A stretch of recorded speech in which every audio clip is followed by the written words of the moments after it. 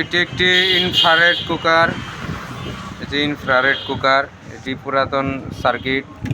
এটির আইসিটি নষ্ট, কোথাও পাওয়া যাচ্ছে না, তার জন্য এই সার্কিটটি ইনস্টলেশন করা হয়েছে। যে দেখুন অনেক পুরানো, দেখুন হিট হয়ে কি হয়ে গিয়েছে।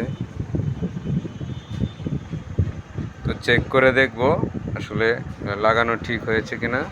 দেখুন লাইন দিয়ে নিয়েছি, অন করলাম, চালু দিয়েছি। দেখেন 2000 ওয়াটে এটি গরম হচ্ছে।